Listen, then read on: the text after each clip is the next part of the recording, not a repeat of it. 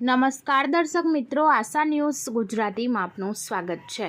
સમાચાર મળી રહ્યા છે પંચમહાલ જિલ્લાના હાલોલ તાલુકાથી। હાલોલ રૂરલ પોલીસે માસાવાડ જીઆઈડીસીના એક ઔદ્યોગિક ગોડાઉનમાંથી 900 પેટી જેટલા ભારતીય બનાવટીના વિદેશી દારૂ સાથે રાજસ્થાનના 3 ઇસમોને ઝડપી પાડ્યા છે।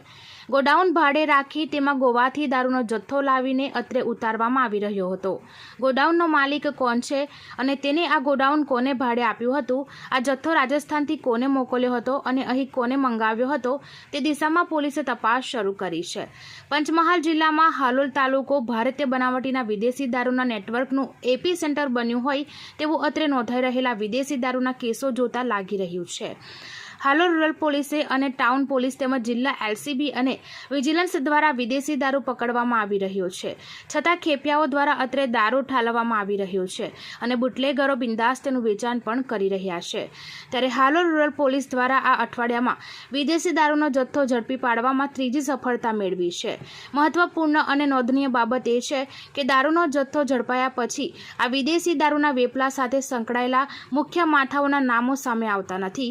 તે દિશામાં ઊંડી તપાસ થતી નથી અને જથ્થા સાથે પકડાયેલા ગરીબ મજૂરો સામે કેસ બનાવી પોલીસ પોતાની પીઠ થાબડતી હોય તેવું જણાઈ આવે છે। આજે સવારે હાલોલના માસાવાડ જીઆઈડીસીમાં આવેલા એક ગોડાઉનમાં વિદેશી દારૂ ઉતરી રહ્યો હોવાની બાતમી હાલોલ રૂરલ પોલીસ મથકના પોલીસ ઇન્સ્પેક્ટર આર.એ. જાડેજાને મળતા જાડેજા તેમની ટીમ સાથે માસાવાડ જીઆઈડીસી પહોંચ્યા હતા અને બાતમીવાળી જગ્યાએ છાપો મારતા ગોડાઉનમાંથી 2 ઇસમો પોલીસને જોઈને ભાગી છૂટ્યા હતા અને એક ઇસમ પોલીસના હાથે ઝડપાઈ ગયો હતો।